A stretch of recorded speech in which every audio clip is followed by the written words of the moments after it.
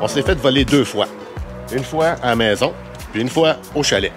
Donc aujourd'hui, je vais vous parler de ça. Puis dans les 2 cas, les policiers nous ont dit ta maison était ciblée. Ils n'ont pas juste pris ta maison par hasard, ton chalet par hasard. C'était voulu, c'était ciblé. Fait que je vais vous montrer qu'est-ce qui est arrivé, puis je vais vous dire aussi quoi faire pour pas que ça vous arrive. Alright, let's go!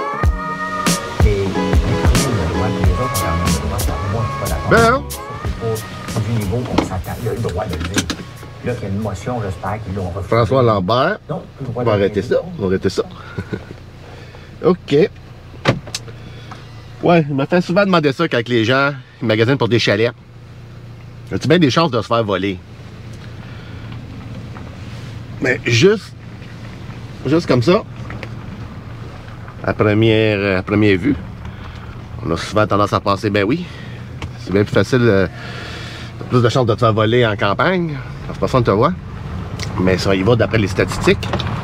Non. Il y a plus de vols en ville qu'en campagne. C'est bien simple. C'est simple. Il y a plus de monde. Fait que plus de monde, plus de chance. L'affaire qui arrive en campagne, c'est que c'est plus safe pour les voleurs. Parce qu'il n'y a personne qui les voit. Tandis qu'ici, une maison vide ici, ben, c'est pas trop dangereux, c'est pas trop grave. Il y a des voisins partout, des voisins en avant, ses côtés, en arrière, dans le cour. Tandis qu'un chalet, ça peut être dans le fond d'un rang, à quelque part, bien placé. Fait que c'est ça qui nous avait arrivé. On s'est fait voler au chalet, puis une maison ici à Hall, sur la rue Bourque. Puis comme je disais tantôt, dans les 2 cas, on était ciblés. Fait que c'est de ça que je vais parler aujourd'hui. Pourquoi ils ont ciblé notre maison? Mais avant ça, faut penser aux voleurs. C'est quoi qu'ils font? Comment ils s'y prennent? Qu'est-ce qui les alerte? Habituellement, c'est le look de la propriété. Si la propriété est délabrée un peu, l'herbe n'est pas coupée, c'est pas déneigé, il n'y a jamais de voiture de stationner ou c'est toujours les mêmes, qui sont toujours au même endroit, qui ne bougent pas, les mêmes lumières qui s'allument, des automatiques. Là. Fait que c'est toujours les mêmes lumières qui s'allument, qui se ferment, ou pire que ça, pas de lumière pantoute. Fait que ça sonne une cloche au voleur. Comme je disais tantôt, qu'est-ce qu'ils cherchent, c'est des cul-de-sac, des fonds de rang, partout ce que il n'y a pas beaucoup d'activité. Mais le plus important, qu'est-ce qu'ils regardent, c'est qu'il y ait une sortie et une entrée. Les voleurs, ils font souvent ça. Ça leur prend un safe comme pour rentrer, se cacher, prendre ce qu'ils ont à prendre, puis se sauver. En ville, qu'est-ce qui arrive, c'est qu'ils n'ont pas trop le temps de faire ça parce qu'il y a des voisins partout. Fait que souvent, les vols en ville, c'est des plus petits vols. Je ne veux pas dire de moins d'importance. Il y a des gens arrivent avec des sacs. Ils mettent ça dans un sac. C'est pas une voiture qui attend en avant ou donc qui fait le tour alentour. D'habitude, c'est vite parce qu'il y a des voisins, il y a des caméras chez les voisins. Tandis qu'un chalet, s'ils l'ont bien spoté, comme le nôtre, ils ont fait, tu peux prendre ton temps. Là. Nous, c'est ça qui avait arrivé. Ils ont pris vraiment leur temps. Ils l'ont fait sur des semaines. Là, fait que les entrées de vos propriétés à regarder. Installez-vous dehors puis regardez. Bon, j'ai-tu l'air d'une maison que je pars pendant 2 mois où mon chalet, il va avoir l'air inhabité, nanana, nanana. Fait que ça, c'est une des choses les plus importantes. Bon, mon vol à Hall, sur la rue Bourque. J'étais jeune dans ce temps-là. Primaire, je pense. Fait que notre maison, comment est-ce qu'elle est placée à Hall, sur la rue Bourque? C'est quand même la rue Bourque, tout le monde connaît Hall un peu. Fait que c'est toutes des rues Bourque, Isabelle, Caron, c'est toutes des maisons, des petites maisons, mais toutes collées une sur l'autre, quand même pas mal. Là. Fait que les voisins peuvent voir s'il y a du va-et-vient ici, etc. Mais nous autres, c'était pas ça. Nous autres, dans la cour, on n'a pas de voisins dans la cour. C'était dans ce temps-là, c'était une pharmacie. Au coin de Gamelin-Richelieu. Ouais. Fait que d'être au coin là. J'avais un voisin à gauche, un voisin à droite, puis ceux d'en face, bien sûr, pour la rue Bourque. Mais en arrière, j'avais personne. Fait que les policiers, qu'est-ce qu'ils nous ont dit? C'est que ils avaient spoté notre maison, puis ils se sont sauvés par la cour. Il y avait des pas en avant. Il y avait, j'imagine, quelqu'un qui faisait le guet, là. Puis en plus, la Reebok, c'est juste sur un bord, c'est comme, ça va sur un sens, c'est un one-way, là. Fait que c'est facile pour la personne qui fait le gay, il fait juste regarder sur un côté. On n'arrivera pas de l'autre côté, t'sais. Fait que c'est ça. Fait que ça, c'était le premier point. Les chars peuvent juste se rendre sur un bord. Puis en plus, j'ai passé en arrière. Fait que les polices nous ont dit, avec les pas de neige, tout ça, ils l'ont vu. Puis ils ont vu avec les pas que c'était pas juste 2-3 personnes, il y en avait une couple. Fait qu'eux autres, ils sont arrivés là avec des sacs, ils ont ramassé plein d'affaires, ils sont partis. Mais dans le garage, dans la remise, mon père, il y avait plein d'outils, mais des gros outils. Il y avait, je pense, un 4 roues, motocross, quelque chose de même. Puis non, ça, ils l'ont pas volé, là. C'est comme trop pesant. Mais si cette maison-là, elle aurait été au chalet, oui, il aurait parti avec. Fait qu'il a tout volé des petites affaires. Puis l'autre maison, c'était un chalet à Gracefield. Lui aussi, c'était super bien placé pour les voleurs parce que t'as le chemin principal qui t'amène à Gracefield. À un moment donné, tu prends un petit chemin à droite. Puis ce petit rang-là, il y avait juste nous autres, puis une autre maison. Puis entre les deux, il y avait une forêt. Fait qu'encore là, ça fait voler pendant l'hiver. Les polices nous ont dit la même chose. Ils sont rentrés, puis ils ont sorti ton stock.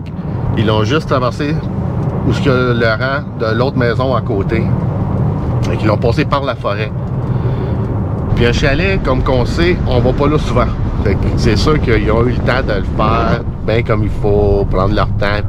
Fait que là, on s'est fait voler plein d'affaires, des tondeuses, un bateau, motocross, toutes sortes d'affaires. Puis, qu'est-ce qu'on a trouvé un peu de... Ben, pas plate, mais c'est là qu'on a pu voir comment que ça se passe.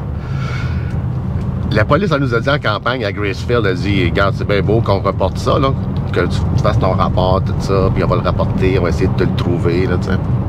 Mais la police, elle était bien honnête, elle nous a dit... il n'y a rien à faire avec ça, là. On le trouvera pas, il faut être honnête, on ne trouvera pas qui a volé ça. Puis en plus, il nous a dit, les gens ici en campagne, ils se tiennent pas mal, puis personne ne parle de rien. Là.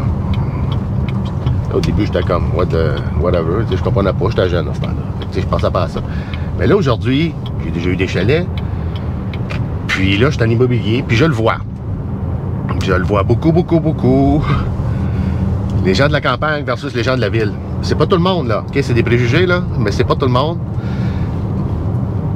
Mais comment dire ça? Les gens de la ville, quand ils montent en campagne, avec leurs habitudes de la ville, souvent, ça fâche les gens de la campagne. Ça, c'est une chose. Puis la deuxième chose, qu'est-ce que les gens de la campagne nous disent souvent qu'ils n'aiment pas? C'est que les gens de la ville arrivent avec leurs bons emplois, donc un bon salaire, donc achètent une maison, donc ils la rénovent, donc les taxes remontent. Fait que tout ça, c'est pas le fun pour le voisin à côté qui fait 30-40 000 $ par année, son salaire ne montera pas, puis lui il a une petite maison de 1982, puis il reste là depuis 20 quelques années. T'sais. Lui il peut pas rénover. Je dis pas que c'est tout le temps comme ça. Pas tout le temps comme ça. Mais, en tout cas, la meilleure chose pour pas que ça vous arrive, par exemple, c'est un chalet puis tu veux pas, au cas qu'il s'y arriverait quelque chose à un moment donné, tu aimerais que les gens soient un peu coopératifs. L'affaire que tu dois faire, c'est de t'impliquer dans la communauté. Tu n'achètes pas un chalet, par exemple, à une demi-heure d'ici, à 1 heure d'ici, là, puis tu n'arrives pas là-bas avec toute ton épicerie que tu as ramassée ici à Hall. Là. Non, non. Va à l'épicerie du village. Fais ton épicerie là-bas. Parle avec le boucher. Va faire tes changements d'huile là-bas. Va te faire couper les cheveux là-bas. Va au dentiste là-bas.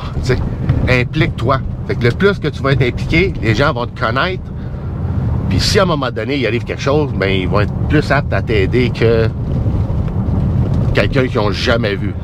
Fait qu'en gros, c'est ça. Si tu fais attention à comment est-ce que tu es avec les gens, puis si après ça, tu veux faire un step de plus, parce que c'est bien correct, tu es correct avec tout le monde, tout, ça veut pas dire que tu te feras pas voler, il faut quand même que tu te protèges. Puis dans des chalets, qu'est-ce que j'ai vu comme erreur, c'est que les gens mettent des systèmes d'alarme électriques. C'est normal, électrique, mais exemple, s'il y a une panne, ben le système il arrête. Fait que les voleurs, quand ils sont dehors, c'est facile, juste couper l'électricité, puis tout ton système d'alarme il arrête. Fait que prends-toi-en un bon, que quand ça arrive, il y a une petite génératrice ou toute patente, ou au moins que ça t'avertisse sur ton cellulaire, oh, il a manqué de courant.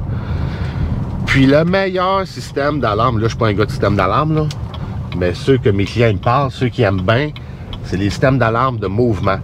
Ils en mettent dehors, juste visuel, pour voir si quelqu'un rentre. Puis à l'intérieur, il y en a qui sont en mouvement.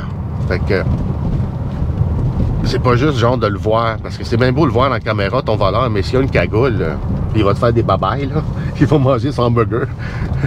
C'est devant la caméra, puis personne ne va rien pouvoir faire. Fait que il faut que tu sois averti, puis il faut que tu puisses le prendre au plus vite. C'est certain que tu es ici à Hall, ton téléphone sonne, bip, bip, bip, j'ai quelqu'un dans la maison, quelqu'un dans la maison. Vous n'avez pas d'arrêt, madame. Faut que je fasse ça parce que les gens, ils voient pas qu'ils n'ont pas de stand. C'est bizarre, Hall, des fois. Parce que des fois, c'est des one-way, des fois, c'est des deux sens, des fois, il y a des stationnements sur 4 coins, des fois, c'est 2. T'as les yeux ouverts, tout autour de la tête. OK. Fait que c'est ça, système d'alarme. Super important. Comme je vous dis, pas juste à l'intérieur, vous pouvez en mettre à l'extérieur. J'ai vu des gens qui le mettent surtout quand ils ont des bords de l'eau. Parce que ça, les bords de l'eau, là, wow! Les bords de l'eau, ça dit aux voleurs que la maison là, les gens qui ont acheté la maison au bord de l'eau, ils ont plus d'argent. S'ils ont plus d'argent, ils ont plus de stock dans la maison. S'ils ont plus de stock dans la maison, le vol va être plus gros. Fait que pourquoi prendre la même chance dans maison A qui a une petite maison ou maison B, une petite maison, mais c'est le bord de l'eau. Tu t'en vas là. Fait que c'est ça qu'ils font. Fait que mes clients qui ont des bords de l'eau, ils mettent aussi des caméras vers le bord de l'eau. Parce que à l'été, OK, les voleurs peuvent le faire en bateau, là. C'est plus ou moins, là. J'ai pas trop entendu ça souvent. Mais ceux que j'ai entendu souvent, c'est à l'hiver. Ouais, l'hiver, là, en skidoo, n'importe quoi, ils passent par en arrière. Où il y a l'eau. Puis, qu'est-ce qui est plus le fun pour eux autres? C'est que quand ils font ça, ben, les polices peuvent rien faire, là. Fait que, quand tu as un bord de l'eau, fais certain que tu as des caméras pas mal partout. Fait que ça, c'est en gros, là. Quand les gens me disent, il y a-tu plus de vols là-bas en campagne, devrais-tu m'acheter un chalet, je vais peut-être me faire voler. C'est la crainte pas mal numéro 1 qu'ils ont. C'est le vol. C'est pas genre, faut que je l'entretienne ou faut que j'ai 2 maisons à payer, on va-tu y aller assez souvent pour que ça soit rentable, etc. Non, non, non, c'est pas pour ça. C'est pas la première raison. Première crainte. La première crainte, c'est on va-tu faire du vandalisme? Les jeunes vont-tu venir, puis ils vont rentrer dedans, puis ils vont foutre le bordel? C'est ça que j'ai comme comeback. Fait que... en gros, tu socialises avec la communauté, tu t'impliques le plus possible, puis tu t'entretiens ta propriété pour pas que ça paraisse. Ça. Couper l'herbe, déneiger, même si vous ne montez pas là à chaque semaine ou chaque tempête. Je sais que c'est plate, je sais que c'est cher, mais quand tu fais déblayer par quelqu'un, c'est mieux. Par exemple, tu viens d'arriver, on est au mois de février, d'aller chez vous un dimanche soir, il n'y a pas neigé, tu es arrivé du chalet, mais là, lundi, grosse tempête de fou. Puis là, mardi, mercredi, il y en a un autre. Puis là, tu peux pas y aller la semaine prochaine, là, tu es rendu à 2 semaines. Fait que t'as ça de neige. Les voleurs sont vite, là. Fait qu'il faut pas que ça paraisse le plus possible. Bon, ben c'est pas mal ça que je voulais parler aujourd'hui. C'est pas grand-chose, mais je voulais faire une petite vidéo là-dessus parce que j'ai une couple de clients qui commencent à magasiner pour des chalets. Donc, on commence ça, là. Puis c'est la question qui me revient tout le temps. Les 2 questions. Fait que si vous avez aimé ça, thumbs up. Puis on s'en parle dimanche prochain. Bye bye! All I want.